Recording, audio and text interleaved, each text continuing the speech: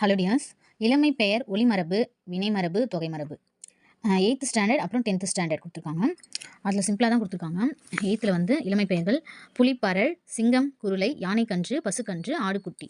ஒளிமரபில் புலி உருமும், சிங்கம் முழங்கும், யானை பிளிரும், பசு கதரும், ஆடு கத்தும்.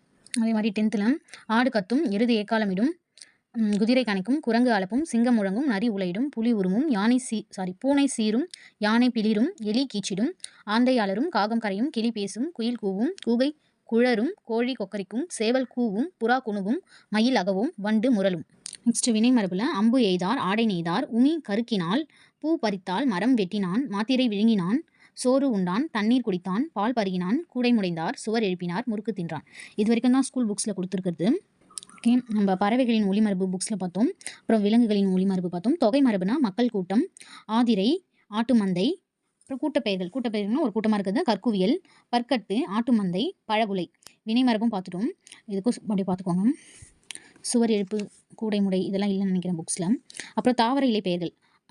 இலை வந்து ஆள் இலை, அரசு இலை, மா இலை, பலா இலை, வாழை இலைன்னு சொல்லணும். சரியா? அகத்தி, பசலை, முருங்கை இதை வந்து கீரைன்னு சொல்லணும். அகத்திக்கீரை, பசலக்கீரை, முருங்கைக்கீரைன்னு சொல்லணும். அருகு கோரை புல் வகையை சார்ந்தது. நெல் வரகு தாள், நெல் தாள் வரகு தாள் சொல்லணும். மல்லி தழை, சப்பாத்தி கள்ளி, தாழை மடல், சப்பாத்தி கள்ளி மடல் சொல்லணும். கரும்பு நாணல், தோகை, பனை, தென்னை, ஓலை, கமுகு, கூந்தல். கமுகுனா பாக்கு. நெக்ஸ்ட் வந்து இளமை பெயர்கள் ப்ளஸ் ஒளிமரபு பார்த்துட்டோம்.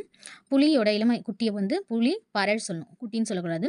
புலி பரல், அது வந்து புலி உருவும். சிங்கம் குருளை முழங்கும், யானை கன்று இல்லைனா போதகம் பிளிரும், பசுக்கன்று கதரும், கரடி குட்டி கத்தும், காகம் குஞ்சு கரையும், ஆந்தைக்கு வந்து ஒளிமரபில் அலரும், குயில் கூவும், மயிலகவும், கோழி குஞ்சு கொக்கரிக்கும், சேவல் குஞ்சு கூவும், கிளிப்பிள்ளை கிளி பார்ப்பு ரெண்டுமே சொல்லலாம்.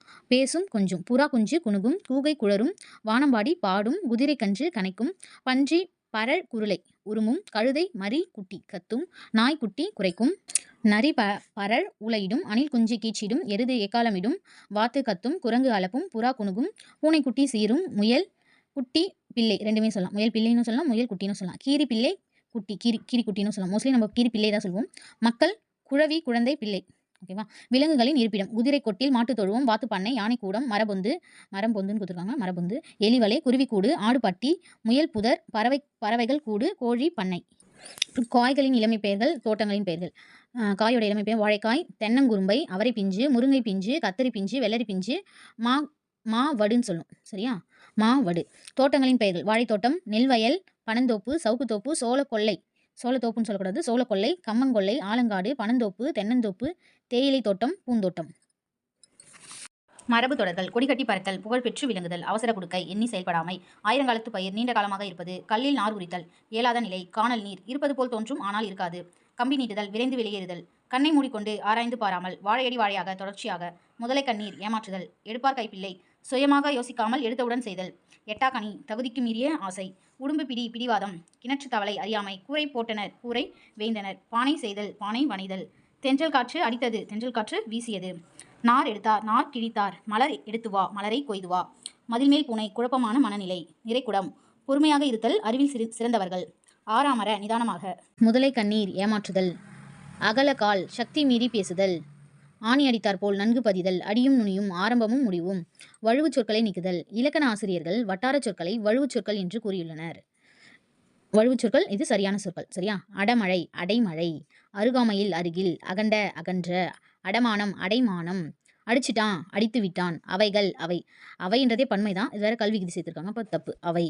அத்தினி, அத்தனை, அவரகா, அவரைக்காய், அருவாமனை, அறிவாள் மனை, அமக்கலம், அமர்க்கலம், அஞ்சு, ஐந்து, அனுப்புனர், இந்த நான் வித்தியாசம் பார்த்துக்கோங்க. ஆம்பிள்ளை, ஆண் பிள்ளை, ஆத்தங்கரை, ஆற்றங்கரை, இடது பக்கம், இடப்பக்கம், உடைமை, உசிர், உயிர், இறைச்சி, எண்ணெய், ஒத்தடம், ஒற்றடம், கண்ணாலம், கல்யாணம், கருப்பட்டி, கரும்பு கட்டி, கடகால், கடைக்கால், காத்தாலே, காலையில், கோடாலி, கோடாரி, சாயங்காலம், சாயுங்காலம், சுவற்றில், சுவரில், தலகாணி, தலையணை, பாவக்காய், பாகற்காய், நோன்பு. Okay tears, thank you.